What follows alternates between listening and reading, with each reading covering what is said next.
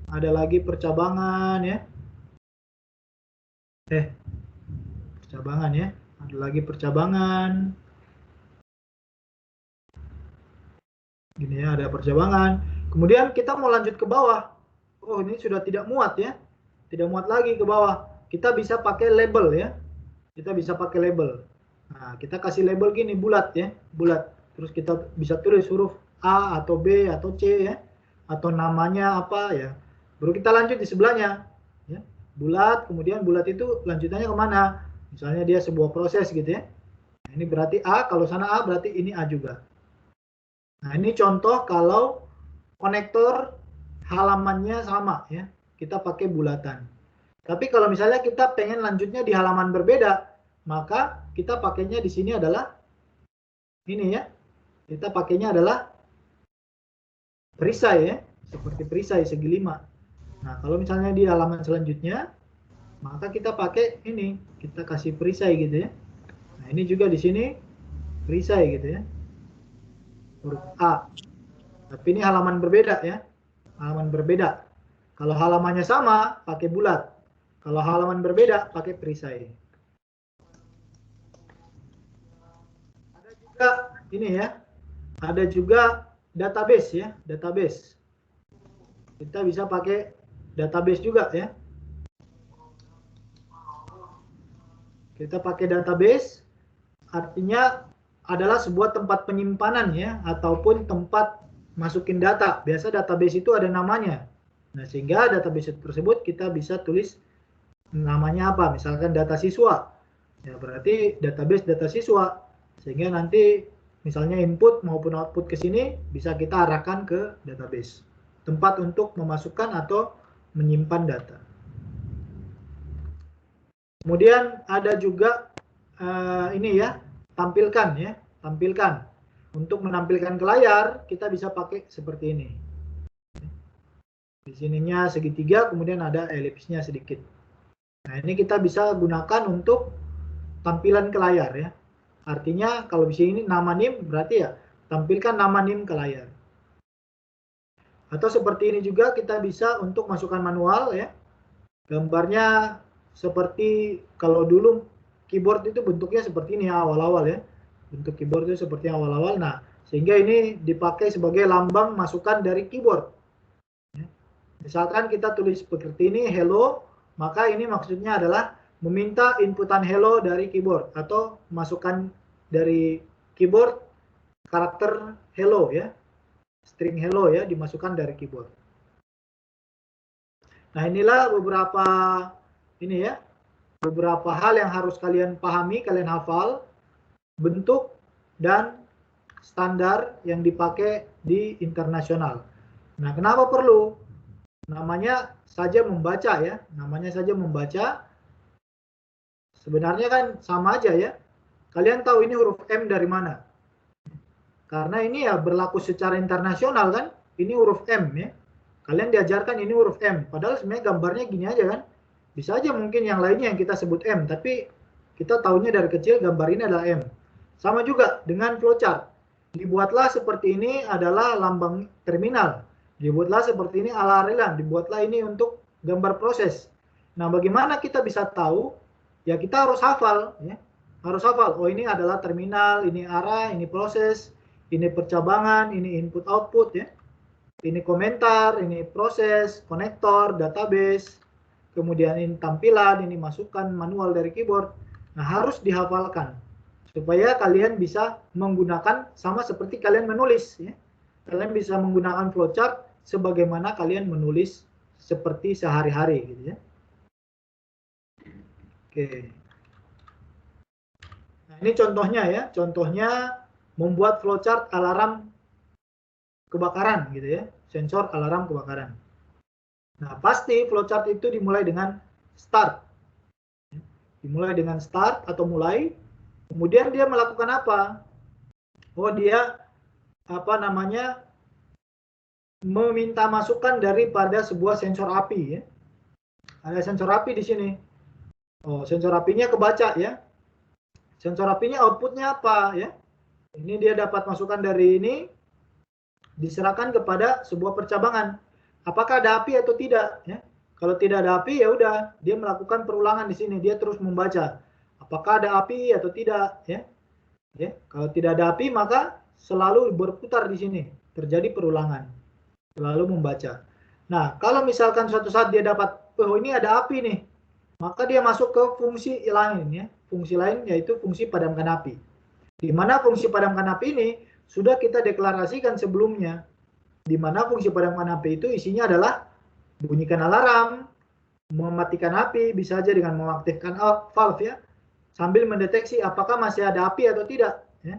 Kalau masih ada api maka terus dilakukan pemadaman ya. Entah dia apa namanya menyemburkan air ya, sehingga kalau sudah tidak ada api baru berhenti ya. Artinya airnya sudah dimatikan, kemudian matikan alarmnya, baru keluar fungsi. Keluar fungsi kembali kemana? Dia akan kembali ke sini ya. Dia akan kembali ke sini. Sehingga itu seperti penjabaran ya. Ketika kita dapat kotak 2 kali itu seperti penjabaran. Sehingga dia akan ke sana dan setelah ini dia kembali ke dirinya sendiri. Baru N. Terakhirnya ada penutupnya N. Ya, ini contoh flowchart daripada fungsi pemadam kebakaran. Oke, sampai sini ada yang mau ditanyakan dulu? Silakan tentang flowchart.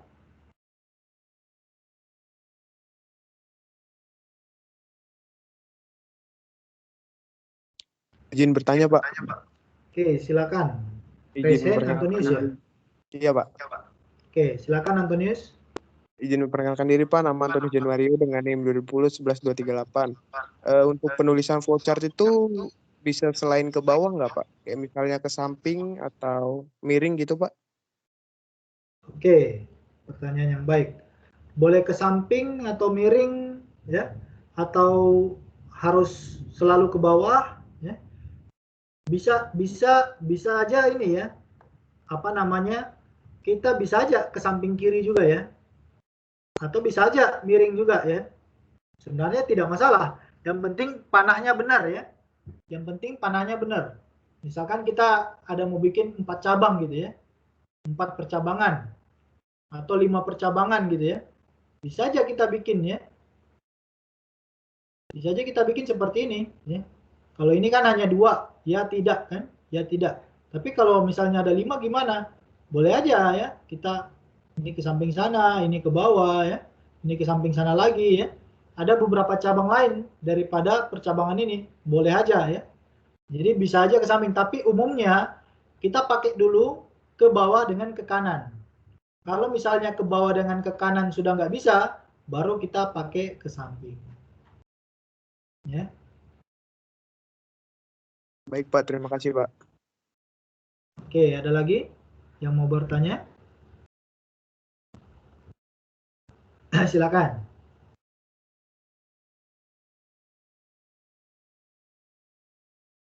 Cukup jelas ya materinya untuk flowchart? Sudah, Pak. Cukup jelas. Oke. Nah, kalian bisa nanti di praktikum juga ada apa namanya? Ada diajarin sepertinya ya. Nah, kalau mau buat flowchart biasa Bapak pakainya ini aplikasi Lucid ya.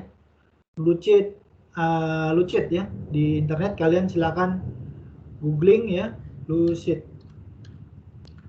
Lucid ya. Nanti akan muncul di sini Lucid Chat. Nah, silakan kalian kalau mau coba-coba membuat flowchart, ada aplikasi online-nya ya, lucidchart.com. Ini gratis juga. Nah, di sini sudah pakai standar ISO semua. Di mana ini terminalnya ya. Ini caranya juga gampang, klik drag ya.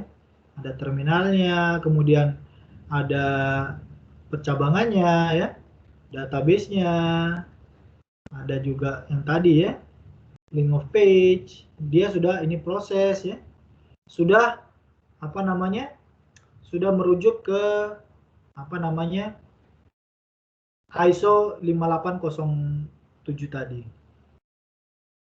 Jadi kalian silakan kalau mau coba-coba bikin bisa pakai aplikasi ini. Dan cukup mudah juga ya, untuk linknya panahnya langsung bisa kita tarik. Nah, kalian silakan catat nama aplikasinya Lucid. Ini yang biasa Bapak pakai untuk membuat flowchart.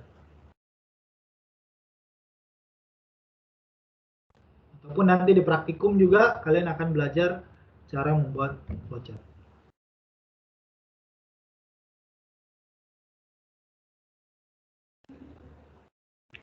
Oke, kemudian apa lagi pedomannya dalam membuat flowchart? Tadi sudah ya, sebaiknya ya, bukan harus ya, tapi sebaiknya digambar dari atas ke bawah dan dimulai dari kiri ke kanan. Jadi sebaiknya ya, bukan harus ya, bukan harus, tapi sebaiknya bisa juga tadi nyerong kiri atau nyerong ke kanan boleh juga. Selama dia masih terbaca dengan jelas. Oke, kemudian kegiatan ya atau blok diagramnya harus ditunjukkan dengan jelas ya, sesuai ya, kegiatannya harus sesuai ya. Kalau terminal ya bikin terminal, jangan kotak gitu ya. Input ya pakai jajaran jenjang, jangan pakai ini ya, elips ya. Nah, seringkali kesalahan dalam menulis program menulis flowchart adalah salah penggunaan bentuk kegiatan terjadi. Nah, ini harus ditujukan di mana program mulai, di mana program berakhir. Harus ada kapan mulai, kapan berakhir. Nah, itu flowchart. Ini juga fungsi juga, kapan fungsi dimulai, kapan fungsi selesai, ya, harus dijelaskan. Masing-masing kegiatan di dalam flowchart sebaiknya menggunakan suatu rangkaian kata yang mewakili suatu pekerjaan. Jadi di sini juga ya, kita harus pakai kata-kata yang sederhana ya. Sederhana, singkat, padat, dan jelas. Nah, ini ya. Ini inputnya apa? Oh, sensor api. Tidak perlu menjelaskan sensor api yang bertipe 8 ini ya, terlalu panjang ya. Supaya sensor api gitu ya. Tipenya itu bisa nanti di komen atau di penjelasan ya. Jadi cukup sederhana ya, cukup sederhana, simple, dan bisa dimengerti. Nah, ini juga ya, tidak perlu apakah ada api, tidak perlu kata apakah gitu ya. Apakah ada api, nggak perlu. Cukup aja singkat pada jelas, ada api nggak? Ya, ada api, tanda tanya gitu ya. Nah, ini kan cukup singkat, padat, dan jelas ya. Jadi pakailah kata-kata yang menjelaskan apa namanya, ciri daripada kegiatan tersebut dengan jelas.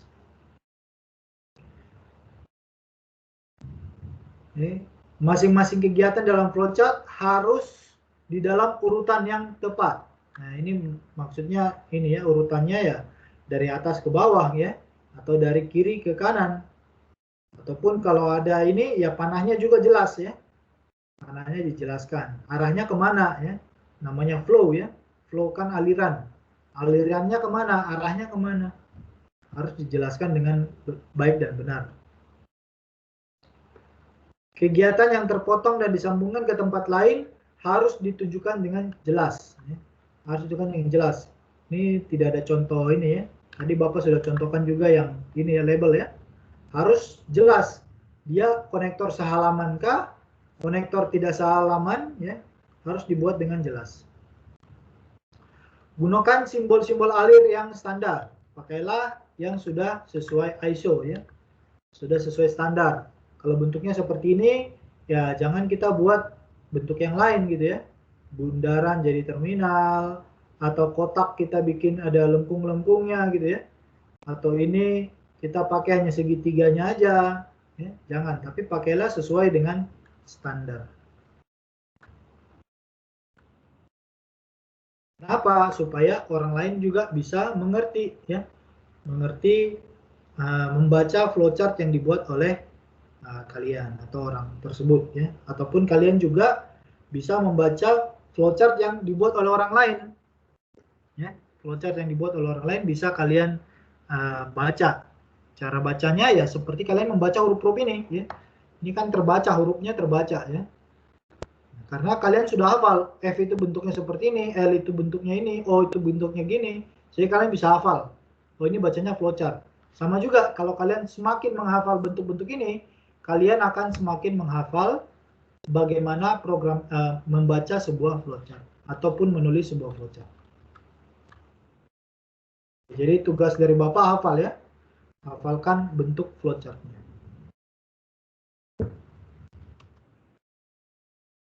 Cukup jelas untuk flowchart?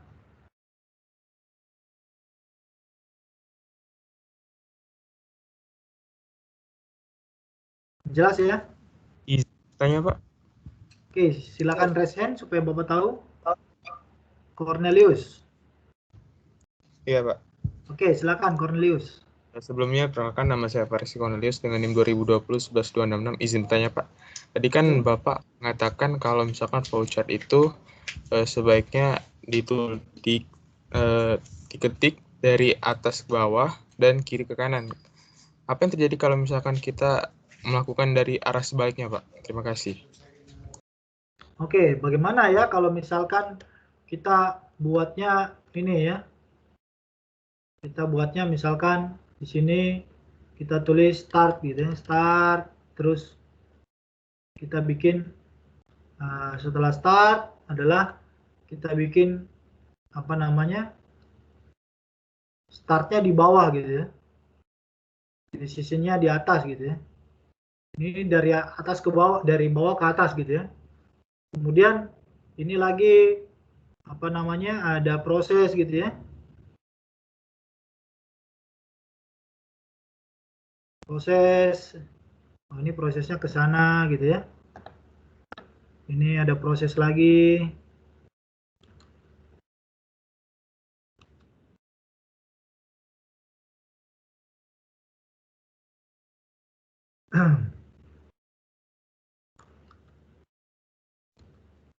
Ke sini gitu ya. Sana yes, yang sana no. Baru nanti putar lagi ya. Ada kalau ini maka dapat inputan ya. Nah, ini kan kalau kita bikin seperti ini akan menyulitkan kita membaca ya.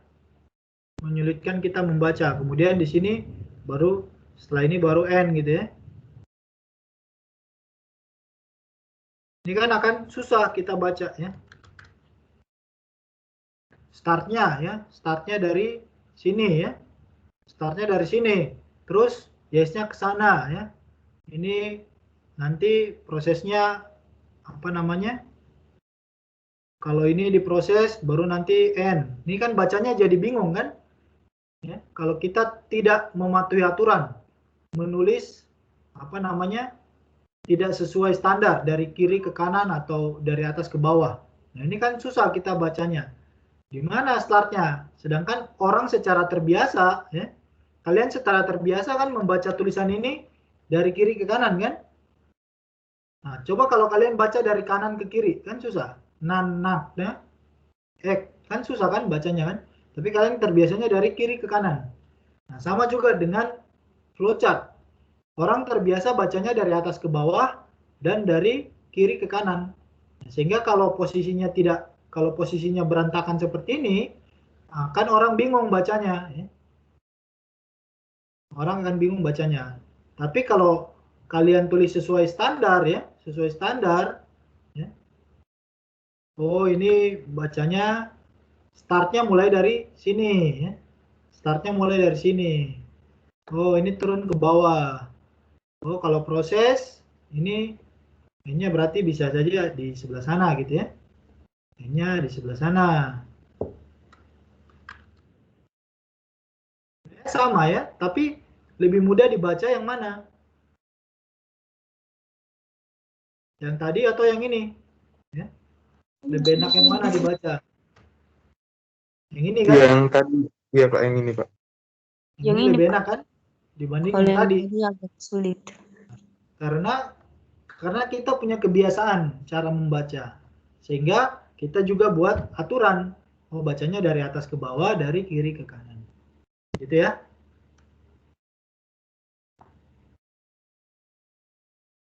Bagus pertanyaannya.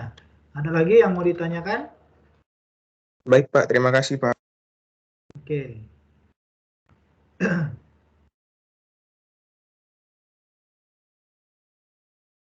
Gampang ya flowchart ya. Ini belum masuk ke source code, tetapi di membuat flowchart adalah kalian punya logika yang harus main ya, logikanya harus main. Setelah ini apa? Setelah ini apa ya? Percabangannya ada di mana? Kalau ini apa yang terjadi? Ya. Kalau ya apa yang terjadi? Kalau tidak apa yang terjadi? Kebutuhannya, datanya apa saja? Ya.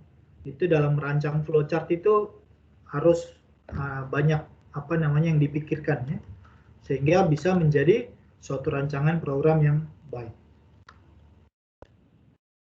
Flowchart ini juga bukan hanya kalian nanti pakai di programming ya, tapi juga bisa di alur kegiatan ya, ataupun apa namanya metode penelitian ya. Misalnya mulai, kemudian lakukan apa, studi literatur butuhnya apa ya, kemudian melakukan apa, proses data ya. Bisa juga bukan hanya di program, tapi nanti juga bisa kalian terapkan di yang lain. Nah, itu untuk flowchart. Jadi Bapak harap kalian bisa hafal, hanya sedikit kan, ada 12 bentuk flowchart, bisa kalian hafalkan, dan bisa kalian gunakan. Oke. Aja nanti mungkin sering waktu kalian akan bisa lebih lancar lagi kalau nanti di praktikum diajarin lagi ya. Oke, selain daripada flowchart untuk kita mendokumentasikan algoritma ya, kita juga bisa mendokumentasikan algoritma kita dalam bentuk pseudocode. Ya, apa itu pseudocode? Pseudocode berasal dari kata pseudo dan code yang artinya kode semu ya, kode semu. Kode semu atau kode yang menyerupai kode program sebenarnya. Jadi dia seperti kode semu ya, bukan kode asli tapi kode semu. Nah, di mana pseudocode ini bukan kode sebenarnya, misalnya bahasa C gitu ya. Kita tidak perlu menulis dalam bahasa C ya, tapi kita cukup tulis rentetan kode yang mirip dengan bahasa C. Nah, biasanya pseudocode ini kita tulis dengan bahasa yang mirip dengan bahasa pemrograman yang kita inginkan. Misalnya kita ingin bahasa C, ya udah pseudocode-nya mirip bahasa C. Kita ingin bahasa Python, ya sudah pseudocode-nya mirip dengan bahasa Python. Tergantung kita pakai bahasa pemrograman apa.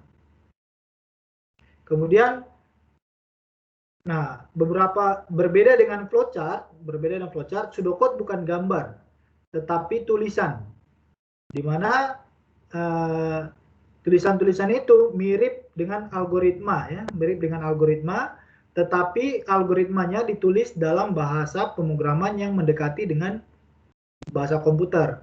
Contohnya kayak kemarin kan Bapak ada contohkan apa namanya, urutan-urutan algoritma ya, dari memilih tipe gelas ya, memilih tipe apa namanya, memilih tipe air, memilih tipe apa namanya minuman, jenis minuman. Nah, itu kan bahasa algoritma kan bahasanya jelas gitu ya, seperti ini ya, kata-katanya lengkap. Tapi pseudocode dia merupakan salinan ya daripada algoritma, tapi dengan kalau dalam variabel ya kita tulis dalam variabelnya. Misalkan tipe minuman, ya udah drink type ya, kita tulis saja drink type atau apa, nama variabelnya apa, sudah kita deklarasikan di sana. Nah, sehingga di pseudocode sendiri dia nanti punya keunggulan ya. Dia punya keunggulan dibandingkan algoritma dan flowchart. Pseudocode itu sudah hampir berupa implementasi dan kita bisa langsung buat programnya ya. Kita bisa langsung buat programnya. Nah, ini perbedaannya algoritma, flowchart, dan pseudocode. Kalau algoritma kan kita menggunakan bahasa sehari-hari ya, bahasa tingkat tinggi. Pada umumnya biasa bahasa Inggris. Kalau flowchart biasa kita menggunakan tadi ya, simbol, gambar. Kalau di pseudocode kita menggunakan bahasa tingkat tinggi tapi menyerupai kode program. Kalau bahasa C ya berarti menyerupai bahasa C. Berarti ada if, ada for ya, ada macam-macam ya, sesuai dengan bahasa programannya. Algoritma tidak ada standarnya, flowchart sudah ada standarnya. Kalau pseudocode belum ada standarnya. Kita tidak tahu ya apakah nanti ke depan ada standarnya, tapi untuk saat ini belum ada standarnya. Algoritma mudah dibaca, flowchart mudah dimengerti, pseudocode juga mudah dibaca. Kalau algoritma tidak bisa langsung dibuat programnya, sama juga flowchart tidak bisa langsung dibuat programnya. Pseudocode bisa langsung kita terapkan untuk membuat programnya. Algoritma masih berupa ide, flowchart berupa rancangan, kalau pseudocode sudah hampir berupa implementasi, artinya sudah mendekati ke bentuk source code-nya. Sehingga akan lebih memudahkan kita dalam menulis programnya nanti. Nah, contohnya seperti ini ya. Kalau misalkan di bahasa Inggris ya, price A gets from price B. Nah, pseudocode-nya cukup kita tulis seperti ini, A get from B ya. A sama dengan B ya. Nilai B dimasukkan ke dalam A. Kalau dalam bahasa pemrograman kan gampang, kita tinggal tulis A sama dengan B titik koma gitu ya. Kalau di bahasa C, nah kan sudah mirip ya, pseudocode dengan bahasa pemrograman. Di bagian kita tulis bahasa Inggrisnya price A gets from price B, kan agak panjang gitu ya. Kita tulis saja dalam pseudocode-nya. Ini contohnya lagi A and B ya, kita pakai yang ini. A or B kita pakai yang ini. Not A ya, kita pakai ini not A. Sudah, kita bahasa programannya kita pakai negasi A. A sama dengan B. Apakah A sama dengan B ya? Berarti pakai sama dengannya 2 kali. Apakah A tidak sama dengan B? Ya. Ini apakah A lebih kecil dari B? Kita pakai ini di bahasa pemrograman. Apakah A kurang dari sama dengan B? Kita pakai ini di bahasa pemrograman C. Apakah lebih besar dari B? Sama ya, gambarnya sudah sama. A lebih besar dari B. Apakah A lebih besar sama dengan B? Ya, kita pakai di sini A lebih besar sama dengan B. Nah, itulah kenapa pseudocode lebih mudah untuk diimplementasikan atau sudah sangat mirip dengan pemrogramannya. Tapi ini belum bisa langsung dibaca oleh si compiler ya. Jadi ini hanya merupakan sebuah dokumentasi saja, yaitu pseudocode-nya kira-kira seperti ini. Nah, memudahkan juga di mana kita sudah deklarasikan nama variabelnya, kemudian fungsinya apa, kita sudah deklarasikan. Sehingga ketika menulis program, kita bisa menerjemahkan sesuai dengan bahasa pemrograman yang akan kita tulis nantinya. Nah, ini contoh juga yang lain ya. Kalau bahasa pseudocode ya, pseudocode bisa juga kita ini ya, untuk input kita biasa pakai read, obtain, get. Output biasa kita pakai print, display, show. Perhitungan, compute, calculate, determine, inisialisasi, set atau init. Kemudian penambahan atau pengurangan dengan 1 bisa increment atau decrement ya. Increment berarti tambah 1, decrement berarti tambah kurang 1 ya. Kita biasa pakai ini juga untuk pseudocode. Nah, kalau untuk notasi percabangan sendiri, kalau tadi di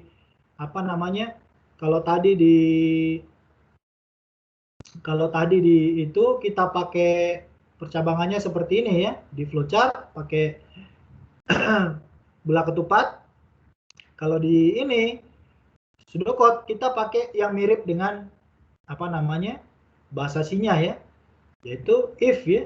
If kondisinya apa di sini? Ya, kondisinya apa? Lalu if true then ya, if true then. Nah, di sini perintahnya apa? Nah, kalau enggak apa? Cabangnya apa? Kalau kondisinya enggak terpenuhi, berarti ini enggak dijalankan. Cabangnya apa? Baru kita NF ya. Kita NF. Nah, ini contoh notasi ketika kita membuat pseudocode. Nah, contohnya seperti ini. If ya. Nah, di sini kondisi. Jika waktu kerja melebihi waktu kerja normal, maka lakukan apa? Ya. Nah, ini ada tadi ya, kita bisa display overtime message. Ya. Display juga masih kata yang ini ya, bisa jadi kita bilang juga keyword ya. Walaupun sebenarnya tidak ada standarnya ya. Tapi orang ngerti ya. Jika waktu kerja melebihi waktu kerja normal, maka tampilkan overtime message, Anda kelebihan jam kerja gitu ya. Kalau tidak apa? tampilkan Anda bekerja secara normal gitu ya. Ini message-nya. Nah, kira-kira pseudocode cara pakainya seperti ini ya. Nah, sehingga kalau kita implementasikan ke dalam program, ya gampang sekali ya. If our work ya,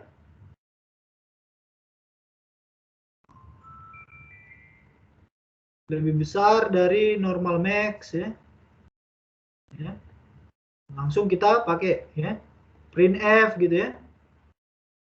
Printf apa ya? Over ya. Over. Nah, ini tutup kurung else ya. Else-nya apa? Print ya. Normal gitu ya. Nah, ini kan sudah bisa kita program dari pseudocode menjadi sebuah ini ya, program di bahasa C. Lebih gampang. Ya, dibandingkan kalau algoritma ya berarti kita kan nulis kan, kalau algoritma berarti kita nulis jika waktu normal ya sama lebih dari waktu normal maksimum maka tampilkan, itu kan bahasa algoritma ya. Tapi cukup dengan menggunakan pseudocode kita bisa membuat logika kita ataupun mendokumentasikan kita punya program. Sebelum kita tuangkan ke dalam source code. Nah, itu untuk pseudocode ya. Ataupun kondisi banyak ya, banyak kondisi. Kalau tadi kondisinya if else, ini banyak kondisi ya, kita bisa pakai case. Ekspresinya apa ya? Of apa ya? Ini kondisi 1, sekuensinya apa? Kondisi 2, ini defaultnya ya. Jika tidak ada di dalam ekspresi, maka kita tampilkan apa? Nah, ini contohnya ya. Case title of Mr., Mrs., Miss, Doctor ya. Nah, case-nya kalau misalkan title-nya Mr., maka nanti tampilnya adalah Mr. gitu ya. Di program kita tampilnya Mr. Kalau misalnya title-nya Miss, tampilannya adalah Mrs. ya. Makanya kayak kalau aplikasi kan biasa sudah ini kan, selamat datang Tuan ini kan, karena sudah tahu title-nya. Ya. Atau selamat datang Nona, ya, karena sudah ada title-nya. Sehingga ini bahasa pseudocode-nya kalau kita nanti terjemahkan ke dalam bahasa pemrograman, ya udah kita pakai case, ya, title ya, case title titik 2 gitu ya, Mister ya, Mister berarti printf ya, printf Mister. Nah, kalau Mrs ya printf Mrs. Kalau Miss printf Miss. Dokter ya printf dokter. Sehingga sudah sangat mudah ya kita terjemahkan dari pseudocode ke dalam bahasa pemrograman. Atau kita punya perulangan ya. Kita punya perulangan bisa kita pakai while ya. While kondisi benarnya apa? Ya, kondisi benarnya apa? Apa yang dikerjakan selama perulangan dalam kondisi benar tersebut? Atau misalnya kita sudah tahu kondisinya, kita mau melakukan berapa kali iterasi ya. Ya, kita mau lakukan berapa iterasi, maka kita bisa pakai for perulangannya. Kalau ini pakai while selama kondisinya terpenuhi. Kalau ini for untuk berapa kali iterasi kita lakukan. Nah, ini contohnya ya. Kita pakai while kondisinya apa? Baterai is low. Apa yang dilakukan? Charging di baterai ya. Charging baterai and while. Jadi selama baterainya low, charging baterai. Tapi kalau suatu saat baterainya full ya, kondisinya full, maka dia tidak melakukan charging baterai. Atau seperti ini, for month kurang dari 12, kurang dari sama dengan 12, tampilkan nama-nama bulan ya. Berarti nanti tampilannya Januari, Februari, Maret, April, Mei sampai Desember, udah selesai keluar daripada perulangan. Nah, ini juga kita nanti pakai ya, kita akan belajar lebih lanjut tentang penggunaan while dan for di perulangan, nanti ada babnya sendiri, percabangan dan perulangan. Tapi ini kita belajar dulu cara menulis pseudocode, mendokumentasikan kita punya algoritma dalam bentuk pseudocode. Oke, itu aja materi kita hari ini tentang percabangan dan flowchart dan pseudocode. Ada yang mau ditanyakan, silakan. Izin bertanya, Pak. Oke, Nadila. Silakan, Nadila. Nama saya Nadila Tuaria, NIM 2020-11-254. Kan pada pseudocode ini keuntungannya itu untuk membantu programmer memahami sebuah alur kerja program. Nah, pertanyaan saya di sini, apakah pada pseudocode ini mempunyai kekurangan atau tidak, Pak? Terima kasih. Oke, punya kekurangan atau tidak ya? Kekurangannya mungkin ya, dia belum standar ya, dia belum standar, sehingga ketika si programmer bahasa C menulis pseudocode, belum tentu programmer Java ngerti ya, ataupun programmer Python ngerti dia punya pseudocode, karena pseudocode-nya ditulis dengan bahasa yang dimengerti oleh si programmer yang menulis gitu. Sehingga bisa jadi orang lain yang ngerti bahasa pemrogramannya bukan bahasa C, membaca pseudocode-nya dia nggak bisa paham karena belum standar. Nah, itu kelemahannya daripada pseudocode, karena dia belum standar. Berbeda dengan flowchart tadi. Kalau kita tulis dokumentasinya dalam flowchart, otomatis semua programmer itu bisa langsung memahami. Baik dia mau dalam bahasa Java, dalam bahasa Python, bahasa apapun, PHP, semuanya itu pasti bisa dia baca flowchart karena sudah standar. Kalau pseudocode belum ada standarnya, gitu. Itu kelemahannya. Terima kasih, Pak. Oke, sama-sama. Ada lagi yang mau ditanyakan?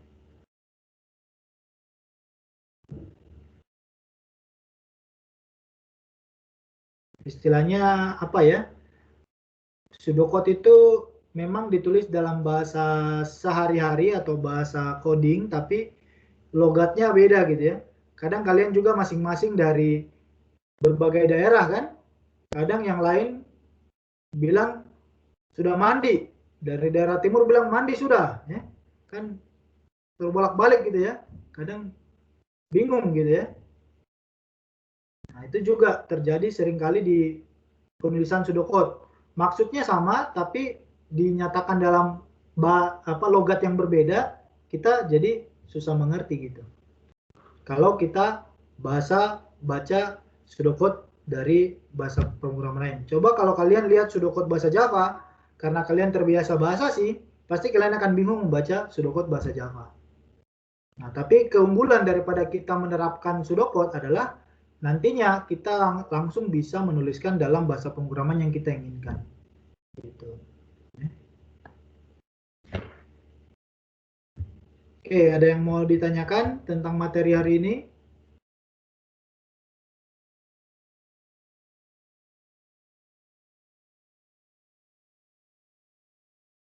Cukup jelas ya?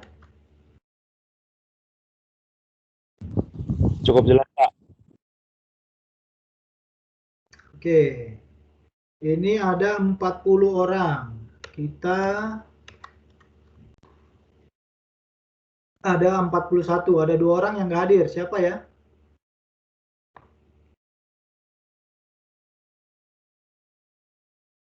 Ada 2 orang tidak hadir. Ada yang tahu 2 orang tidak hadir siapa?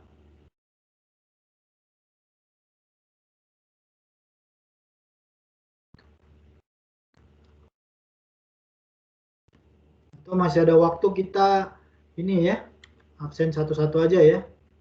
Bapak juga belum kenal kalian semua nih satu-satu nih. Bapak pengen lihat wajah kalian. Kalian masih baru kan 2020. Kalian juga mungkin belum kenal satu dengan yang lain ya, wajahnya seperti apa. Ya. Eliezer wajahnya gimana, Kevin gimana ya, Nadila gimana. Nah, ini Bapak pengen kalian juga saling kenalan di sini ya. Bapak absen, Bapak harap yang Bapak panggil bisa on cam. Ya.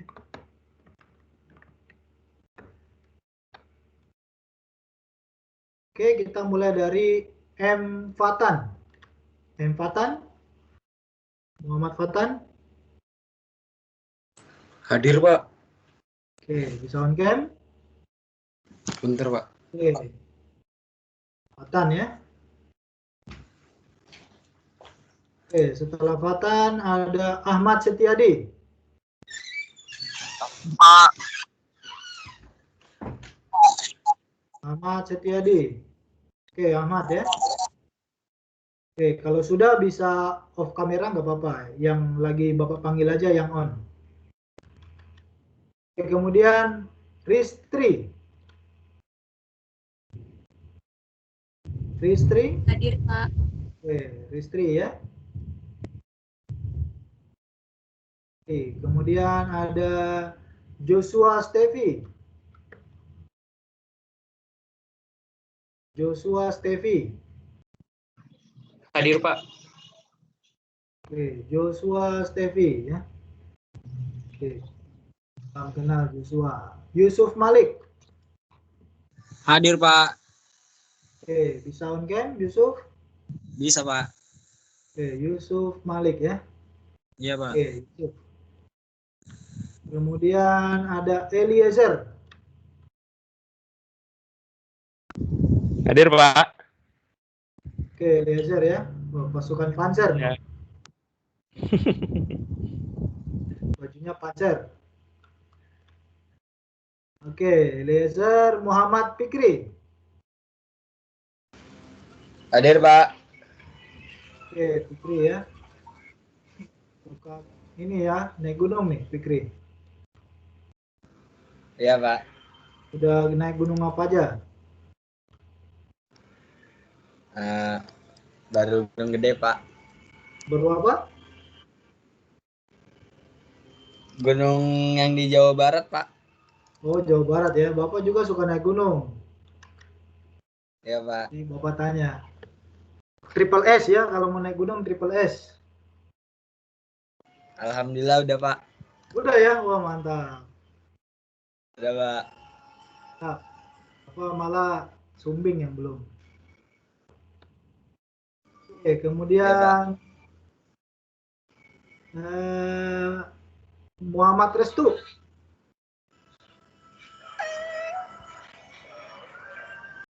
Oke, Muhammad Restu Fauzan ya. Ya. Oke. Antonius Januario. Januario. Hadir, Pak. Hadir, Pak. Antonius ya. Iya, Pak. Oke, Antonius. Oke, kemudian Rumania. Hadir, Pak.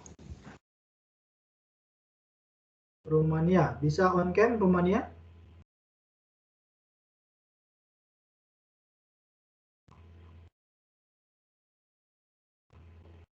Oke, Rumania ya. Berikutnya Immanuel Rivaldi.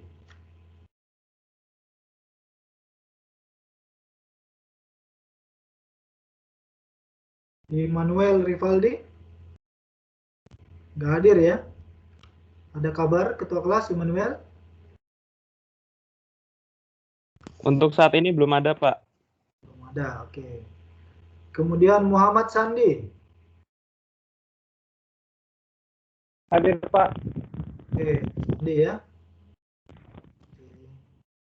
Kemudian Miftahul Akmal. Hadir, Pak. Oke, bisa on cam. Udah. Miftahul Akmal. Oke ya. Kemudian Akdan. Hadir, Pak. Dan Ahmad. Oh, rapi ya. Nah, ini anak kuliah ini, rapi. Keren. Dan Ahmad. Oke, good. Tarisa Amalia. Hadir, Pak. Oke, Larissa ya. Oke, Bidara Paraswati. Hadir, Pak. Oke, Bidara ya. Oke, kemudian Safina Maulida. Safina Maulida. Hadir, Pak. Oke, bisa on cam? Mohon maaf, Pak. Lagi gangguan sinyal. Oh, gangguan sinyal. Oke. Ini mau kenalan. Fajar Faizin. Hadir, Pak. Oke, Fajar ya. Iya, Pak. Ram Ariel Anurung. Hadir, Pak. Oke, Ram Ariel Manurung. Oke, di mana nih? Di kampung?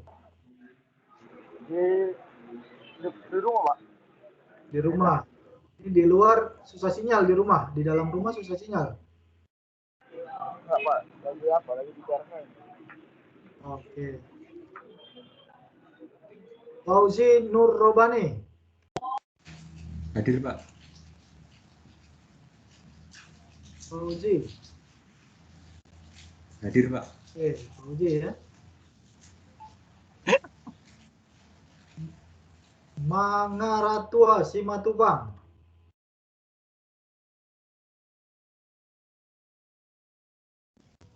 Hadir, Pak. Oke, panggilannya apa nih? Mangar. Mangara bisa, Pak. Kalau mau panggil Mangara boleh. Oh, Mangara ya, Mangara. Enggak.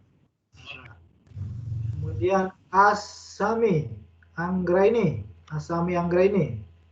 Hadir, Pak. Oke, Asami ya. Oke, kemudian Kevin Arianto.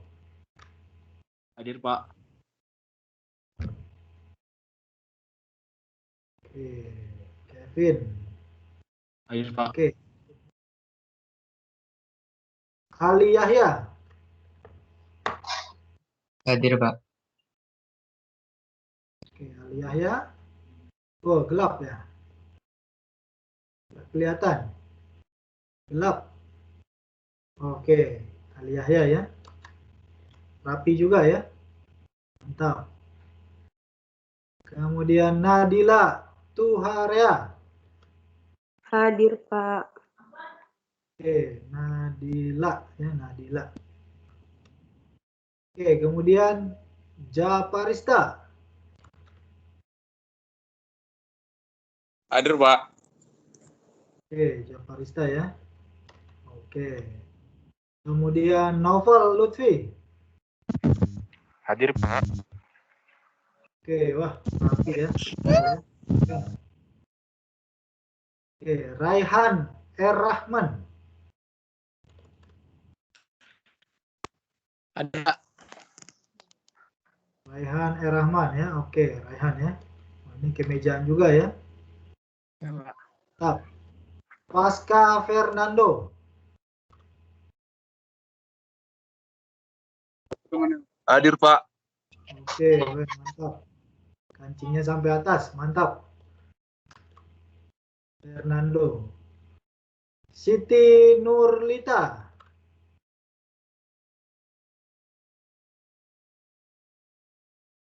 Siti, ada Siti Nurlita? Hadir, Pak. Oke, di sound cam Siti.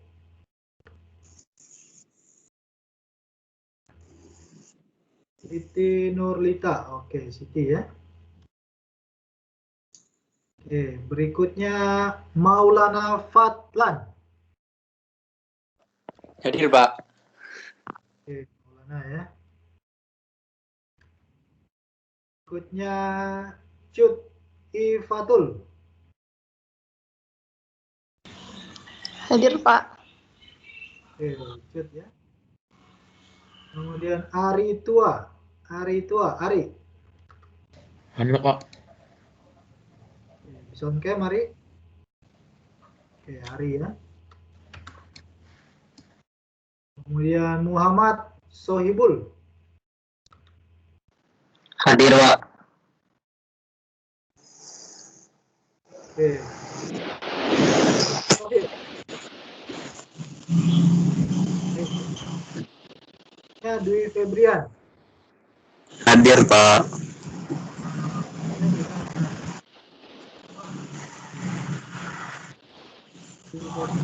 Hadir. Lagi kendala jaringan. Hanya ya. Oke.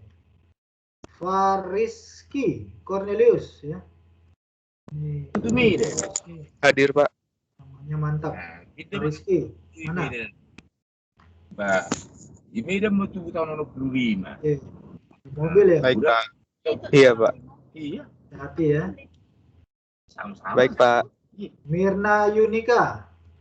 Hadir, Pak. Mirna ya. Oke. Ilham Jaya Pratama. Hadir, Pak. Mana Ilham? Oke, Ilham. Weh, ganteng. Ilham. Udah lengkap ini, udah siap berbuka. Oke. Terry Dodo. Hadir, Pak. Gak ada gambarnya, Terry? Ini udah on cam kok, Pak. Oke. Oh, sudah ya. Oke. Terry ya. Ya, terima kasih, Pak. Oke. Riza Marwesi. Hadir, Pak.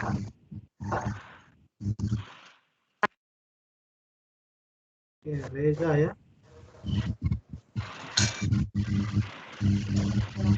Bisa Oktavianus. Oh.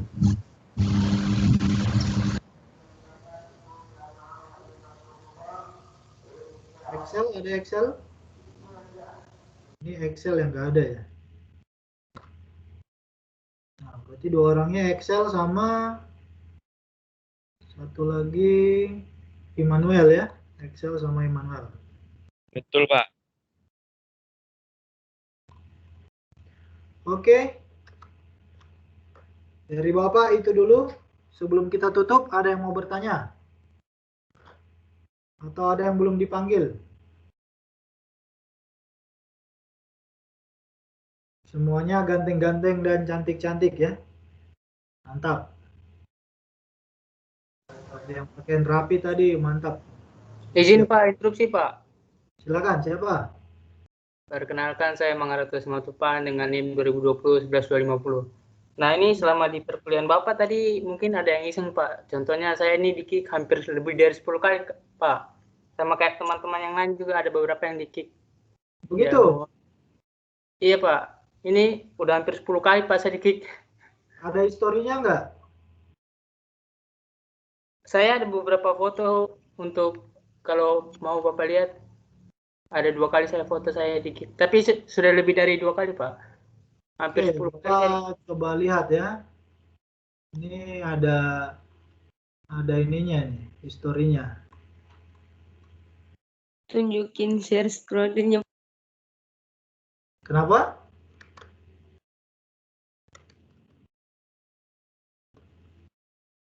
Ini yang kick nanti biar Bapak itu tindak lanjuti ya. Iya Pak, masalahnya yang di-kick bukan hanya saya Pak. Teman-teman lain banyak juga yang di-kick. Oke, terima kasih infonya. Nanti biar Bapak catat.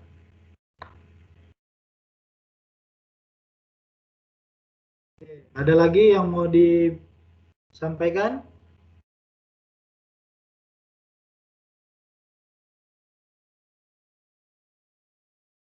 Oke, bukan kendala jaringan tapi ya?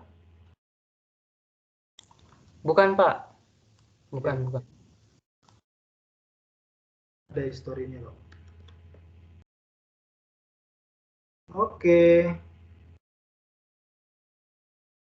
Itu dulu. Kita ketemu lagi minggu depan ya. Bapak Sabtu besok masih ada kegiatan jadi belum bisa make up kelas. Baik, Pak. Baik, Pak. Kita masih ketinggalan satu pertemuan aja. Oke, Bapak kira itu dulu hari ini. Selamat sore semua, jaga kesehatan ya.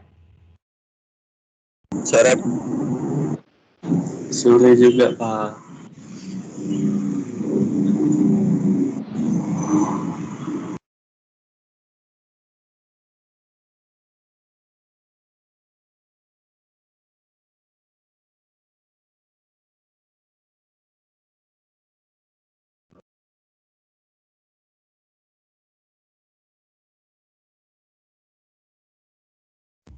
Woi, tugas kayak mana nih tugas-tugas?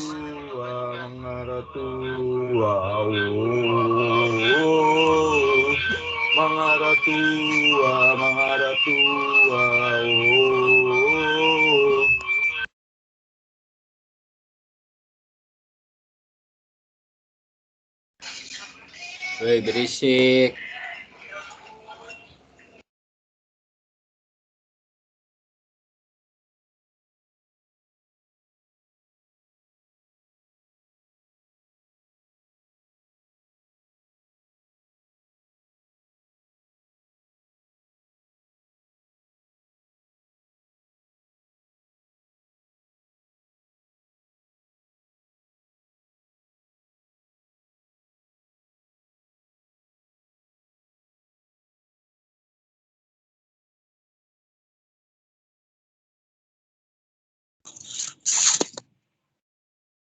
Selamat berbuka puasa guys. Belicik.